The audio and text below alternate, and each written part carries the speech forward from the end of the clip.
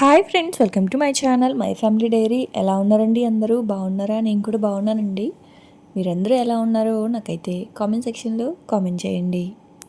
So ఇంక ఇది వచ్చేసి సండే రోజు వ్లాగ్ అనమాట. సో సండే కదా, లేట్గా లేచాము. సో లెగడమే లేటు, ఇంక మళ్ళీ ఫ్రెష్ అవ్వకపోతే ఇంకా లేజీగా ఉంటుందని చెప్పి ఉదయాన్నే నేనైతే ఫ్రెష్ అయిపోయి ఇంక మా వాళ్ళైతే లెగలేదు, గట్టిగా అరిచి లెగండి 8 అయిపోయింది అని చెప్పి ఇంక వాళ్ళైతే లేపి ఇంకొచ్చాను అనమాట. వచ్చి కిటికీలు తలుపులు అన్నీ ఓపెన్ చేస్తూ ఉన్నా. లేదు అంటే ఎలా ఉంటుందంటే ఏదో గృహలో ఉన్నట్టు ఉంటుంది అనమాట. అంటే అన్నీ కనుక క్లోజ్ చేసుకుంటే ఈ అపార్ట్మెంట్స్లో ఇదే ప్రాబ్లం. అస్సలు అంటే అస్సలు సన్ రాడు లోపలికి. సో కనీసం చిన్న వెలుతురైనా వస్తే బాగుంటుంది కదా అని చెప్పి ఇంక లేచిన వెంటనే డోర్స్ అయితే ఓపెన్ చేస్తా. అదేంటో నేను ఇలా డోర్ ఓపెన్ చేస్తాను, మళ్ళీ మా పిల్లలు వచ్చి అలా క్లోజ్ చేసేస్తారు. అస్సలు డోర్ అయితే ఓపెన్లో పెట్టరు అనమాట. ఎందుకురా అలా అంటే ఆపోజిట్ వాళ్ళు కనిపిస్తారు కదమ్మా అని అంటారు. మా వారు కూడా కాదు, పిల్లలే క్లోజ్ చేసేస్తూ ఉంటారు అనమాట డోరు. కానీ ఎలా ఉంటుందంటే ఏదో ఒక క్లోజ్డ్ రూమ్లో ఉన్నట్లే ఉంటుంది అనమాట. డోర్ అనేది ఓపెన్ చేసే ఉంచాలి. కొంచెం మెస్ డోర్ ఉంది కదరా, ఏం కాదులే అని చెప్పి కట్టన్ వేద్దామంటే కుదరట్లేదు అక్కడ. సో ఇంకా అలా ఆ తర్వాత ఇంక లేచిన వెంటనే ఇంక అన్నీ సర్దుతాం కదా. సో టీపాయ్ అది సర్దేశాను. సోఫా మీద క్లాత్లు అయితే మాత్రం వేయట్లేదండి, సర్దలేక. అది కొంచెం జరిగినా సరే ఇంక నాకు కోపం వచ్చేస్తుంది. అందుకే ఇంక సోఫా మీద కవర్లే వేయట్లేదు. నిజానికి సోఫా మార్చాలని ఎప్పటి నుంచో అనుకుంటున్నాను. అది నా పెళ్ళప్పటి సోఫా, కానీ మార్చలేకపోతా ఉన్నాం అనమాట. ఏంటంటే ఇంక మా వారు ఇది ఓన్ హౌస్ కాదు కదా, మళ్ళీ మనం వైజాగ్ షిఫ్ట్ అయిపోయినప్పుడు పట్టుకెళ్ళేటప్పుడు అది విరిగిపోతుంది, లేకపోతే పాడైపోద్ది, ఎందుకులే అని చెప్పి ఇంకా అలా పోస్ట్పోన్ చేస్తూ ఉన్నాం అనమాట. డైనింగ్ టేబుల్ కూడా అలాగే తీసుకోవాలి అనుకుంటున్నాం, పోస్ట్పోన్ చేస్తున్నాం, ఎందుకు షిఫ్ట్ అయ్యేటప్పుడు విరిగిపోద్ది అని చెప్పి. అలాగే ఇంకా సోఫా కూడా అంతే అనమాట. సో సోఫా అయితే ఫైనల్గా తీసుకోలేకపోతూ ఉన్నాం, ఎప్పటి నుంచో అనుకుంటున్నాం కానీ తీసుకోలేకపోతూ ఉన్నాము. సో ఇంకా అక్కడి నుంచి అవైతే సర్దేసి ఆ తర్వాత ఇంకా ఈ జగ్గు, ఇంకా సమ్మర్ వచ్చేస్తుంది కదండి. సో సమ్మర్ అనే కాదులేండి, మామూలుగా కూడా మనం వాటర్ బాటిల్స్లో నీళ్ళు పట్టుకుంటాం కదా. నాకు ఎందుకో వాటర్ బాటిల్స్లో నీళ్ళు తాగాలనిపించదు, జగ్లో కానీ చెంబులో కానీ తాగాలనిపిస్తుంది అనమాట. మళ్ళీ వాటర్ బాటిల్స్ కడగాలన్నా కూడా నాకు చిరాకే. అందుకే నేను అసలు బాటిల్స్లో, మా ఇంట్లో అసలు బాటిల్సే ఉండవు. అంటే పిల్లలకి స్కూల్కి పట్టుకెళ్ళే బాటిల్స్ కాకుండా రెగ్యులర్గా అయితే వాళ్ళకి బాటిల్స్ ఉండవు అనమాట ఇంట్లో. సో అందుకే నేను ఆ జగ్లో అయితే పట్టి పెడతా, తాగడానికి ఈజీగా ఉంటుంది, క్లీన్ చేయడానికి కూడా ఈజీ. మా వారు మాత్రం రాగి చెంబులో నీళ్ళే తాగుతారు. సో ఆ రెండు పట్టి టేబుల్ మీద పెట్టేస్తాను. ఆ తర్వాత ఇంక ఇది వచ్చేసి రాగులు ముందు రోజు నైటే నానబెట్టేశాను అనమాట, రాగి చాక్లెట్ మిల్క్ చేద్దామని. మొన్న మీకు రాగి పిండితో చేశాను కదా రాగి మిల్క్. సో ఇవాళ ఏంటి అంటే రాగి పిండితో కాదు, రాగులతో చేస్తున్నాను. సో ఒక 1/2 లీటర్ పాలు, అంటే ఒక ప్యాకెట్ పాలకి ఒక చిన్న టీ కప్పు ఉంటుంది కదా, చిన్నది టీ కప్పు. సో ఆ టీ కప్పు రాగుల్ని నైట్ నానబెట్టాను. సో నానబెట్టేసి మిక్సీలో కొంచెం కొంచెంగా వాటర్ వేసుకుంటూ, ఇదిగోండి ఇలా రాగి పాలు అయితే తీసుకున్నానండి. సో మీరు ఈ ప్లేస్లో రాగి పిండి కూడా తీసుకోవచ్చు. కాకపోతే కొంతమంది పిల్లలకి, చిన్నపిల్లలకి డైరెక్ట్గా రాగి పిండి పెడితే కడుపు నొప్పి వస్తుంది. సో అంటే చిన్నపిల్లలకి చెప్తున్నా, 3 ఇయర్స్ 5 ఇయర్స్ పిల్లలకి. సో రాగి పిండి ఒక్కొక్కసారి కడుపు నొప్పి వస్తుంది. అదే ఇలా రాగుల్ని కనుక నానబెట్టి దాన్ని మిక్సీ చేసి వడకట్టి ఆ ప్యూర్ రాగి మిల్క్ ఉంటుంది కదా, సో దాన్ని కనుక పాలల్లో మిక్స్ చేసి కనుక పిల్లలకి ఇస్తే మనకి ఏమంటారు, బలం కూడా ప్లస్ టేస్ట్ కూడా. ఇంకోటి ఏంటి అంటే రాగి చాలా మంచిది అని చెప్పి చెప్తూనే ఉంటారు కదా. సో మీరు ఒకవేళ చేయాలి అనుకుంటే ఇలా రాగుల్ని నానబెట్టి కూడా చేయొచ్చు. రాగి మాల్ట్ అయితే పిల్లలు ఎవ్వరూ తాగరు, ఏడిపిస్తారు. అదే కొంచెం చాక్లెట్ కనుక మిక్స్ చేస్తే చాలా ఇష్టంగా తాగేస్తారు. సో ఇది డార్క్ చాక్లెట్ అనమాట. నేను లాస్ట్ టైము కోకో పౌడర్ చూపించాను కదా, సో మీ ఇష్టం, కోకో పౌడర్ అయినా వేసుకోవచ్చు. సో 1/2 లీటర్ పాలకి 2 to 3 స్పూన్స్ కోకో పౌడర్ అయితే సరిపోతుంది. సో మీ ఇష్టం అండి, కోకో పౌడర్ అనేది మీ టేస్ట్, మీ ఫ్లేవర్ని బట్టి ఎంతైనా యాడ్ చేసుకోవచ్చు. ఇక్కడ నేను డార్క్ చాక్లెట్ అయితే వేసాను. డార్క్ చాక్లెట్, కోకో పౌడర్ రెండు ఒకటే. అలాగే వెనీలా ఎసెన్స్. వెనీలా ఎసెన్స్ మంచిది కాదు కదా భారతి అని అడుగుతున్నారు. నిజానికి వెనీలా ఎసెన్స్లో మనకి స్టిక్స్ దొరుకుతాయి. సో అవి చాలా ప్యూర్ అనమాట. కానీ రెగ్యులర్గా అందరికీ దొరకవు. సో కొన్ని ప్లేసుల్లోనే దొరుకుతాయి అన్నమాట ఆ వెనీలా స్టిక్స్ అనేవి. సో ఇప్పుడు మనకి ఏంటి అంటే ఆ వెనీలా ఎక్స్ట్రాకే దొరుకుతుంది. సో అందుకే ఇలా ఎసెన్సే మనకి దొరుకుతాయి. కాబట్టి మీకు నచ్చితే, ఇష్టం ఉంటే వెనీలా ఎసెన్స్ వేసుకోవచ్చు, లేదు అనుకుంటే స్కిప్ చేయొచ్చు, మీ ఇష్టం అది. సో నేనైతే అది ఆ పాల స్మెల్ కొంచెం, అంటే నాకులాగా అస్సలు పాలు ఎవ్వరు తాగరు అనే పిల్లలు ఉంటారు కదా, సో వాళ్ళకి పాల స్మెల్ కొంచెం వచ్చినా తాగరు కదా. సో అప్పుడు కొంచెం వెనిలా ఎసెన్స్ ఒక 3-4 డ్రాప్స్ వేస్తే పాల స్మెల్, రాగి స్మెల్ రాకుండా ఆ వెనిలా ఎసెన్స్ అనేది బ్యాలెన్స్ చేస్తుంది. ఎంత మనం డార్క్ చాక్లెట్ వేసినా సరే పాల వాసన అయితే వస్తుంది. సో కొంచెం వెనిలా ఎసెన్స్ వేయడం వల్ల బ్యాలెన్స్ అవుతుంది. అందుకే వేయమన్నాను తప్ప వేయకపోయినా పర్వాలేదు. సో డార్క్ చాక్లెట్ వేసాను. ఇంకొకటి డార్క్ చాక్లెట్ గురించి కూడా చెప్పాల్సింది ఏంటి అంటే, చాక్లెట్ వేసావు కదా, అది ఎలా మంచిది అవుద్ది భారతి అని అడిగారు. నిజానికి dark chocolate, pure dark chocolate చాలా మంచిదండి. సో ఎంత మంచిదంటే ఐక్యూ లెవెల్స్ పెరుగుతాయి, మెమరీ పవర్ పెరుగుతుంది, టేస్ట్ బాగుంటుంది. ఇంకా డార్క్ చాక్లెట్ వల్ల చాలా హెల్త్ బెనిఫిట్స్ కూడా ఉన్నాయి. సో ఒకసారి మీరు గూగుల్ చేయండి. నిజానికి డార్క్ చాక్లెట్ చాలా మంచిది. నైట్ తాగితే మంచిగా ఒక కప్పు తాగి పడుకుంటే మంచిగా నిద్ర పడుతుంది. ఉదయాన్నే తాగితే కడుపు ఫుల్గా ఉంటుంది. సో మీ ఇష్టం, వేడిగా తాగాలా చల్లగా తాగాలా అనేది కూడా మీ ఇష్టం అనమాట. సో ఇదేం లేదు, మంచి హెల్దీ రెసిపీ. సో పిల్లలకి ఈ టైంలో చల్లగా కావాలి అనుకుంటే ఫ్రిడ్జ్లో పెట్టియచ్చు. వేడిగా ఇలాగా ఉదయాన్నే ఒక కప్పు కనుక తాగితే కడుపు కూడా ఫుల్గా ఉంటుంది. సో వేడిగా తాగాలి అనుకుంటే వేడిగా తాగొచ్చు. అయితే ఆ రోజు ఉదయం నేను తీస్తున్న వీడియో అనేది అసలు రికార్డ్ అవ్వలేదు. నేను ఆన్ చేశాను అనుకొని ఆఫ్ చేశాను, ఆఫ్ చేశాను అనుకొని ఆన్ చేశాను అనమాట. సో నేను రెగ్యులర్గా ఇంట్లో చేస్తూనే ఉన్నాను కాబట్టి అది ముందు రోజు కాదు, పక్క రోజు చేసిన వీడియోని మళ్ళీ ఇంక్లూడ్ చేశాను అనమాట. సో అది. సో మీకు చిక్కగా కావాలా పల్చగా కావాలా అనేది కూడా మీ ఇష్టం. పల్చగా కావాలి అనుకుంటే కొంచెం వాటర్ ఎక్కువ వేసుకోండి, చిక్కగా కావాలి అనుకుంటే పాలతోటే చేసుకోవచ్చు. సో అదనమాట. మా పిల్లలకి మాత్రం చాలా బాగా నచ్చింది. సో అందుకే తరచూ ఇస్తూనే ఉన్నాను. నేనైతే షుగర్కి బదులుగా బెల్లం అయితే వేసుకుంటున్నాను. సో వాళ్ళు అదే చెప్తున్నారు, స్వీట్ తగ్గిందమ్మా అని చెప్తా ఉన్నారనమాట. సో ఇంక ఇవాళ మా ఇంట్లో బ్రేక్ఫాస్ట్ అదే. ఉదయాన్నే ఇంకా ఏం చేయలేదు, సండే లేగడమే లేట్గా లేచాం కదా, డైరెక్ట్గా ఇంకా అన్నం తినేద్దాంలే అని చెప్పేసి సో అందరికీ తలా ఒక కప్ ఇచ్చా. నాకైతే చిన్న కప్పే వచ్చింది. సో పర్వాలేదులే అని చెప్పి ముందు వాళ్ళకైతే ఇచ్చేసాను అనమాట చెరుకు కప్పు. బాగుందండి నిజంగా ఆ చాక్లెట్ ఫ్లేవర్ తోటి. సో ఆ రాగి చిక్కదనం, టేస్ట్ బాగుంది, హెల్త్ కూడా మంచిది. ఖచ్చితంగా ట్రై చేయాల్సిన రెసిపీ అండి ఇది మాత్రం. సో పిల్లలు ఎవరైనా సరే ఇస్తూ ఉండండి తరచూ, మంచిదే కదా. ఆ తర్వాత సో ఇంక అదైతే తాగేసి ఇంక మా వారైతే మార్కెట్కి వెళ్ళారు. నేనైతే వెళ్ళలేదు మార్కెట్కి, ఎందుకంటే ఇంక లేచిందే లేట్ కదా. సో మార్కెట్కి వెళ్తే ఇంకా లేట్ అయిపోద్ది, ఇంట్లో పనులు ఉంటాయి కదా. సో అవన్నీ చేసుకుంటా ఉన్నా అనమాట. సో మార్కెట్ నుంచి వచ్చేటప్పుడు ఇదిగోండి ఇవన్నీ తీసుకొచ్చారు. ఇవాళ బిర్యానీ చేస్తున్నాను. సో బిర్యానీ ఎప్పుడు చేసే రెసిపీయే, అయితే ఇవాళ కొబ్బరి పాలతోటి చికెన్ దమ్ బిర్యానీ చేస్తున్నాను. అంటే పెరిగేస్తాం కదా, పెరిగేయకుండా కొబ్బరి పాలతోటి నిజంగా ఎంత బాగుందో అండి.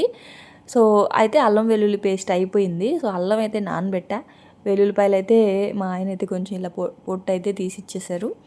సో ఇంక ఇక్కడైతే నేను 3 గ్లాసెస్ బిర్యానీ చేస్తున్నాను. అంటే 3/4 కేజీ చికెన్ బిర్యానీ చేస్తున్నాను. 1/2 కేజీ చికెను సాల్ట్ వేసేసి వాటర్లో నానబెట్టేసాను అనమాట. సో ఎక్కువ టైం లేదు, అందుకని చెప్పేసి కనీసం ఒక 1 అవర్ అయినా సరే చికెన్ అయితే ఖచ్చితంగా నానాలి.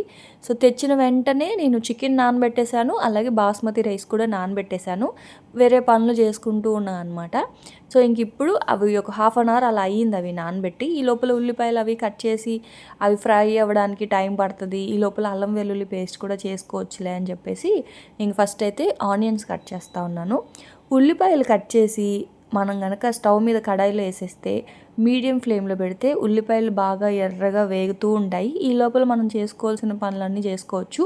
అంటే కొబ్బరి పాలు తీయడము, అల్లం వెల్లుల్లి పేస్ట్ వేసుకోవడం ఇలా అనమాట. సో ఇంక నేనైతే అల్లం వెల్లుల్లి పేస్ట్ అయితే వేసి పెట్టుకోవాలి. చేసి పెట్టుకుంటే ఏంటి అంటే ఒక 1/2 కేజీ కనుక చేసుకుంటే నాకు ఒక 1 మంత్ దాకా వచ్చేస్తుంది. సో ఒక 1/4 కేజీ వెల్లుల్లిపాయలు, 1/4 కేజీ అల్లం అనమాట. సో ఇంక ఇక్కడ ఏంటి అంటే ఉల్లిపాయలు ఒక 3 తీసుకున్నాను 3 గ్లాసులకి, అలాగే ఒక 3-4 పచ్చిమిరపకాయలు. ఆ తర్వాత ఆయిల్ నేను అందాస వేసేస్తానండి అలా అంచనాగాన. సో ఎగ్జాక్ట్గా వేయాలి అంటే మాత్రం 150 ml నేను ఆయిల్ వేసాను, 50 ml వరకు నెయ్యి అయితే వేసుకున్నాను. సో కోకోనట్ మిల్క్తో చేస్తాను కదా, నెయ్యి ఫ్లేవరు కొబ్బరి పాలతోటి చాలా కమ్మగా ఉంటుంది బిర్యానీ. సో 3 గ్లాసెస్కి 200 ml వరకు ఆయిల్ వేసుకున్నాను. నెయ్యి ఎంత వేసుకోవాలి అనేది మీ ఇష్టం, 50 ml 100 ml అనేది మీ ఇష్టం. సో వేసేసుకున్న తర్వాత హోల్ గరం మసాలా దినుసులు లవంగాలు, దాల్చిన చెక్క, ఇలాచీ, షాజీరా ఎంత ముఖ్యమో, స్టార్ ఫ్లేవరు, స్టోన్ ఫ్లేవర్ కూడా అంతే ముఖ్యం అండి. బ్లాక్ కలర్లో ఉంటుంది కదా స్టోన్ ఫ్లేవరు, అది వేయడం వల్ల బిర్యానీకి మంచి ఫ్లేవర్ వస్తుంది. సో ఖచ్చితంగా అది కూడా మీ స్పైసెస్లో యాడ్ చేసుకోండి. సో అది కూడా వేసేసి ఉల్లిపాయలు పచ్చిమిర్చి అయితే వేసేసా. అదైతే మీడియం ఫ్లేమ్లో పెట్టా, ఉల్లిపాయలు వేగుతూ ఉంటాయి. ఈ లోపలైతే అల్లం అయితే కట్ చేసుకొని అల్లం వెల్లుల్లి పేస్ట్ అయితే చేసుకున్నాను. ఇది 1/2 kg అనమాట, ఎగ్జాక్ట్గా 1/2 kg బాటిల్ ఇది. అయితే బయట కనుక నిల్వ చేయాలి అనుకుంటే అందులో వెనిగరు, ఉప్పు, పసుపు, ఆయిల్ అవన్నీ వేసి స్టోర్ చేసుకోవాలి. కాకపోతే నాకేంటి అంటే నేను ఫ్రిడ్జ్లోనే పెట్టుకుంటాను. ఇంకొకటి వెనిగర్ అవి వేస్తే కొంచెం స్మెల్ చేంజ్ అవుతుంది అల్లం వెల్లుల్లి పేస్ట్లో. అందుకే నేను కొంచెం అది తిరగడానికి సరిపడా కొంచెం వాటర్ వేసి ఉప్పు పసుపు ఒకటే వేస్తానండి. 1 month వరకు నేను ఫ్రిడ్జ్లో అయితే స్టోర్ చేసుకుంటాను. ఇదిగోండి. ఇంకోటి ఏంటంటే వెల్లుల్లిపాయలకి నేనేం పెద్దగా పొట్టు అయితే తీను, అంటే ఆ పైన ఉన్నది తీసేస్తాను తప్ప కంప్లీట్గా పొట్టు అయితే ఏం వలవను అనమాట. సో ఇంకా అలాగే మిక్సీ చేసుకుంటాను. సో ఇంక ఇక్కడైతే ఉల్లిపాయలు చూడండి మంచిగా ఎర్రగా వేగిపోయాయి కదా. 3 గ్లాసెస్ రైస్కి 3 స్పూన్స్ అల్లం వెల్లుల్లి పేస్ట్ వేసాను. చికెన్ చూడండి 1 hour, ఇంచుమించు ఒక 1 hour అయితే అయ్యింది సాల్ట్ వాటర్లో నానబెట్టి. సో చికెన్ ఏంటి అంటే అలా నానబెట్టడం వల్ల బాగా టెండర్గా అవుతుంది అనమాట చికెన్ పీసెస్ అనేవి.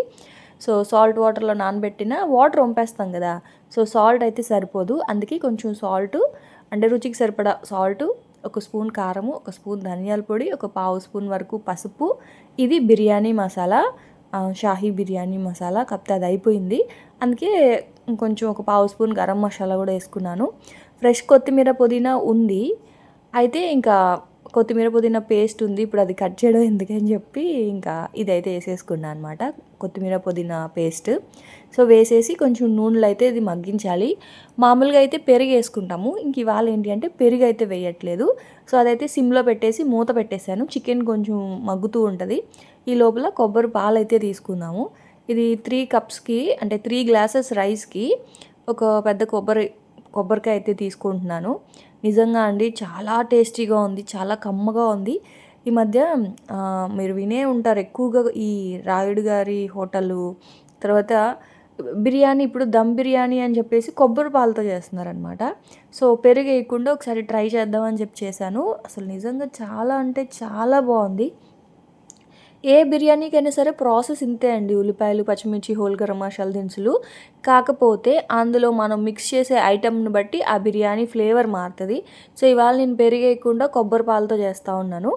మీరు ఈ ప్లేస్లో గోంగూర వేసుకోవచ్చు, ఉలవచారు వేసుకోవచ్చు, ఆ తర్వాత ఇంకా చాలా రకాలు, ఆవకాయ బిర్యానీ అంటాము. సో బేసిక్ బిర్యానీ చేసేటప్పుడు మాత్రం ఇంతే, అందరికీ తెలిసే ఉంటుంది బిర్యానీ. ఇది వరకు అయితే చాలా కష్టం, కానీ ఇప్పుడు ఏంటి అంటే ప్రతి ఒక్కళ్ళు ఫస్ట్ చేసే రెసిపీ ఏది అంటే బిర్యానీయే కదా. సో ఒకసారి కొబ్బరి పాలతో కూడా ట్రై చేయండి దమ్ బిర్యానీ, చాలా బాగుంటుంది. సో చికెన్ అయితే కొంచెం మగ్గిపోయింది, నేనైతే ఇంకా ఈ కొబ్బరి పాలు తీసుకొని డైరెక్ట్గా అందులో వేసేసాను. ఇది ఒక 1.5 గ్లాస్ ఉంటుంది అనమాట కొబ్బరి పాలు. సో ఇంక అందులో ఇంక వాటర్ ఏం వేయకుండా ఆ కొబ్బరి పాలలోని మూత పెట్టేసి చికెన్ అయితే ఉడికించాలన్నమాట. బాగా చికెన్ అయితే ఉడకాలి, ఎందుకంటే కొంచెం పెద్ద పెద్ద పీసెస్ కదా. సో చికెన్ అయితే ఫస్ట్ నేను ఉడకబెట్టేసుకుంటున్నా, ఆ తర్వాత ఎసురు కూడా పెట్టాను. సో ఈ ఎసురు రైస్ ఉడికే లోపల చికెన్ అయితే ఉడికిపోతుంది. ఎందుకంటే నీళ్ళు వేడెక్కి ఆ తర్వాత రైస్ ఉడకడానికి ఖచ్చితంగా ఒక 10 to 15 minutes అయితే టైం పడుతుంది కాబట్టి. సో ఈ లోపల చికెన్ కూడా బాగా మంచిగా మనకి 70% వరకు చికెన్ కూడా ఉడికిపోవాలన్నమాట. అంటే చిన్న పీసెస్ అయితే పర్వాలేదు, కొంచెం పెద్ద పీసెస్ కదా. సో ఇంకా నీళ్ళల్లో కొంచెం ఆయిల్, సాల్ట్ వేసాను. ఆయిల్ వేయడం స్కిప్ చేశాను, అంటే వీడియో ఆ క్లిప్పింగ్ మిస్ అయింది. సో ఆయిల్ కూడా వేసుకోవాలి, అప్పుడే మనకి రైస్ అనేది పొడి పొడిగా వస్తుంది. సో ఇంక ఇక్కడ అయితే 60% కుక్ అయిందండి రైస్. సో ఎప్పుడైనా సరే గ్రేవీని బట్టి అక్కడ రైస్ కూడా చూసుకొని వేసుకోవాలి, ఇది ఎప్పుడు నేను చెప్పేదే. మీరు కావాలి అనుకుంటే అందులో ఎసురు కూడా వేసేసుకోవచ్చు, అంటే ఆ చికెన్ ఉడికిన తర్వాత 1కి 1.5 చొప్పున రైస్లో వాటర్ కూడా వేసేసి రైస్ కూడా వేసేసి పొలవులా కూడా చేయొచ్చు.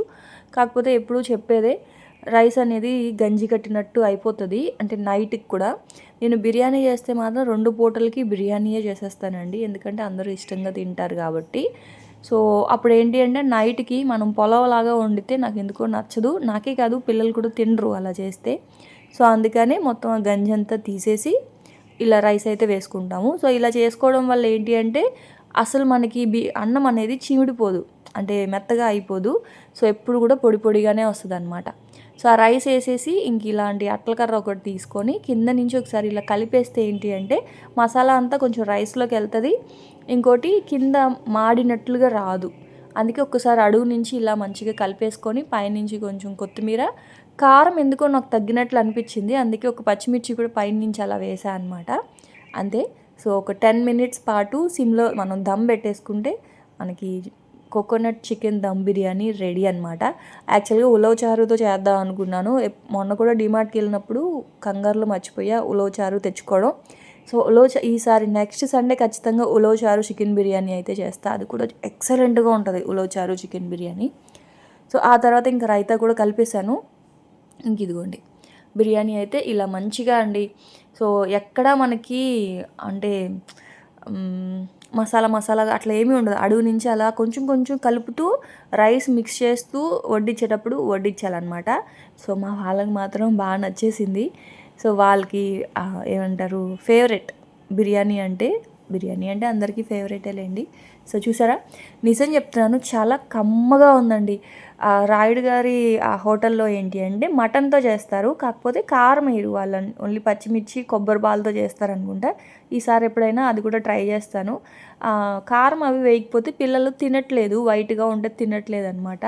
సో అందుకే ఇంక కారము గరం మసాలా అవన్నీ వేయాల్సి వచ్చింది. బిర్యానీ మాత్రం నిజంగా చాలా చాలా చాలా కమ్మగా ఉందండి కొబ్బరి పాలతో చేయడం వల్ల. నాకు మాత్రం చాలా బాగా నచ్చింది. సో ఇంకా టిఫిన్ తినకుండా ఉన్నాం కదా, సో త్వరగా తినేసామన్నమాట. సో 11:30, 12 లోపలే మా లంచ్ అయితే అయిపోయింది. తినేసిన తర్వాత ఒక మంచి మూవీ వేసుకొని సూర్యవంశం మూవీ వేసుకున్నాం. మూవీ అంతా చూసేసి ఇంకా నిద్ర వచ్చేసింది. మంచిగా నిద్రపోయి ఒక 3కి అలా లేచాను. ఇంక లేచిన తర్వాత సరుకులు మొన్న తెచ్చాను కదా, తెచ్చినప్పటి నుంచి ఏంటి అంటే ముందు కిచెన్ సర్దాలి, కిచెన్ సర్దిన తర్వాత సరుకులు సర్దుకుందాంలే అని చెప్పేసి ఇంక నేను ఇవైతే సర్దలేదనమాట. ఇప్పుడు సర్దుతా ఉన్నాను. అంటే ఒకదాని తర్వాత ఒకటి నీట్గా చేసుకుంటే బాగుంటుంది కదా, అందుకే ఇంకా ఇవాళ పెట్టుకున్నాను అనమాట. ఫస్ట్ ఏంటి అంటే సరుకులు 2 పార్ట్స్గా డివైడ్ చేసేస్తా. డబ్బాల్లో వేయాల్సినవి, డబ్బాల్లో వేయకుండా ఎక్స్ట్రా తెచ్చినవి ఉంటాయి కదా, సో అవన్నీ కూడా ఇంక ఇక్కడ ఇలా పెట్టేశాను. అంటే ఎక్స్ట్రా చింతపండు, ఆయిల్ ప్యాకెట్స్, ఎండుమిరపకాయలు కూడా 2 ప్యాకెట్స్ తెచ్చాను. సో ఒక ప్యాకెట్ డబ్బాలో వేస్తా, ఇంకో ప్యాకెట్ ఏమో అక్కడ పెట్టేసా. సో అవన్నీ సీల్డ్ ప్యాకెట్సే కాబట్టి అవన్నీ కూడా డబ్బాలో పెట్టేస్తాను. విడిగా లూజ్గా తెచ్చినవి ఇవన్నీ ఉన్నాయి కదా, గోధుమ పిండి, ఇడ్లీ రవ్వ, రాగి పిండి, శనగపిండి. సో అవేంటి అంటే నేను ఇలా ప్యాకెట్స్లోనే ఉంచేస్తాను. ఓపెన్ చేసి డబ్బాలో పోస్తే ఏమవుతాయంటే ఈ పిండిలు ఏమవుతాయంటే డబ్బా అంతా కూడా అలా స్ప్రెడ్ అయిపోయి బయటకు వచ్చేసి డబ్బా అంతా నల్లగా అయిపోద్ది. సో అందుకే ఇంకా అలా ప్యాకెట్లోనే ఉంచేస్తా. గోధుమ పిండికి మాత్రం ఏంటి అంటే సరిపోలేదు ప్యాకెట్, ఆ డబ్బాలో అలా పెట్టేద్దామంటే సరిపోలేదు. అందుకే ఇంక ఓపెన్ చేసి డబ్బాలో పోయాల్సి వచ్చింది గోధుమ పిండి. ఇంకా మిగతా అవన్నీ కూడా ప్యాకెట్స్లోనే ఉంచేస్తానండి. రాగిపిండి, శనగపిండి, మైదాపిండి. సో మైదాపిండి పెద్దగా ఎక్కువ తేను, 1 కేజీ తెచ్చిపెట్టుకున్నాను. ఎప్పుడైనా ఏదైనా పరాటాస్ అలాంటివి చేసేటప్పుడు ఉంటుంది కదా అన్నట్లుగాన. ఆ తర్వాత ఇంక అన్ని సరుకులు అయితే ఇవి ఎక్కువ క్వాంటిటీలో తెచ్చుకున్న సరుకులు కింద పెట్టేస్తాను. అంటే 3 కేజెస్ 2 కేజెస్లో ఉంటాయి కదా. సో ఇంక ఇవన్నీ కూడా కేజీ డబ్బాలు అనమాట. కేజీ, హాఫ్ కేజీ డబ్బాలు ఇవైతే. చాలాసార్లు అడిగారు వాటిని మీ దగ్గర ఉన్న ఆ డబ్బాలు ఆ క్వాంటిటీ ఎంత అని చెప్పి. ఎగ్జాక్ట్గానండి కేజీ సరిపోతాయి అన్నమాట. కరెక్ట్గా మీరు బయట నుంచి తెచ్చిన ప్యాకెట్స్ ఉంటాయి కదా, కేజీ ప్యాకెట్స్, అవన్నీ సరిపోతాయి. కాకపోతే ఇవన్నీ లూజ్ కదా, సో సరిపోయినవన్నీ కూడా డబ్బాల్లో పోసుకుంటున్నాను. ఎక్స్ట్రా ఉన్నటువన్నీ కూడా నేను ఫోల్డ్ చేసి ఫ్రిడ్జ్లో అయితే పెట్టేసుకుంటాను అనమాట. ఓపెన్ చేసినవి మాత్రం బయట ఉంచట్లేదు. ఎందుకో ఇక్కడ ఏలూరులో కొంచెం పురుగు పడుతుందండి.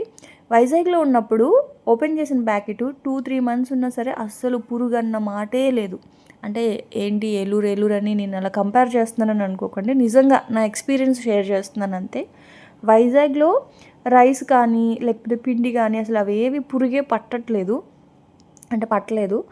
ఇక్కడికి వచ్చిన తర్వాత నేను గమనించింది ఏంటి అంటే రేషన్ బియ్యం కానీ నార్మల్ రైస్ కానీ అవి పురుగు పడుతున్నాయి. నాకేంటి అంటే పురుగు పడితే అస్సలు నేను తినను, వండను, పడేస్తాను. సో అందుకే రైస్ కూడా ఎప్పుడు 25 కేజీల బ్యాగ్ తెచ్చుకునే వాళ్ళమి, ఇప్పుడు ఏంటి అంటే హాఫ్ బ్యాగే తెచ్చుకుంటున్నాం అనమాట. 10 కేజెస్ బ్యాగ్ తెచ్చుకుంటున్నాము. పెద్దది తెస్తే ఏంటంటే మాకు దాదాపు 1.5-2 మంత్స్ వచ్చేస్తుంది పెద్ద బ్యాగ్ అయితే. సో పురుగు పడుతుంది, అందుకని చెప్పేసి నేను 10 కేజెసే తెచ్చుకుంటున్నాను. మరి ఎందుకో తెలియట్లేదు నాకు. వైజాగ్లో ఉన్నప్పుడు ఎప్పుడూ ఆ ప్రాబ్లం అయితే లేదనమాట పురుగు పట్టడం. సో ఆ తర్వాత ఇంకా అందుకే అప్పటి నుంచి ఏదైనా ఓపెన్ చేసిన ప్యాకెట్స్ ఉంటాయి కదా, సో అవన్నీ కూడా నేను రబ్బర్ బ్యాండ్స్ వేసేసి డీప్ ఫ్రిడ్జ్లో పెట్టేసుకుంటాను. ఆ తర్వాత ఇంక ఇవన్నీ కూడా శనగలు, బొబ్బర్లు. ఈసారి ఏంటి అంటే బొబ్బర్లు తేలేదు, లాస్ట్ మంత్ బొబ్బర్లు వాడాను. ఈ మంత్ ఏంటి అంటే శనగలు తెచ్చానమాట. సో రాజ్మా ఆల్రెడీ ఉంది. ఏంటి అంటే ఇప్పుడు డబ్బాల్లో వేసినప్పుడు ఇలా కొంచెం ఎక్కువ అయిపోతాయి కదా, సో అవన్నీ కూడా కొంచెం కొంచెం తీసేసి ఇలా డబ్బాలో వేసేస్తే ఏంటి అంటే మిక్స్డ్ దాల్స్ అనమాట ఇవి. సో మనకి ఇవి డీమార్ట్లో ప్యాకెట్ కూడా దొరుకుతాయి కదా, అన్ని రకాల పప్పులు 1/2 కేజీ ప్యాకెట్ అయితే దొరుకుతాయి. సో నేను ఏం చేస్తానంటే అన్ని కొంచెం కొంచెం ఇలా ఒక డబ్బాలో వేసి పెట్టేస్తా. ఇవి అయిపోయిన తర్వాత ఎప్పుడైనా చపాతీల్లోకి కర్రీస్ చేయాలి అనుకున్నప్పుడు మిక్స్డ్ దాల్ కర్రీ లాగా చేస్తానన్నమాట. ఆ తర్వాత నాకు చాలామంది చెప్పిన విషయం ఏంటి అంటే కారము, పసుపు, ధనియాల పొడి ఆడించుకో భారతి, ప్యాకెట్స్ కొనకు అని.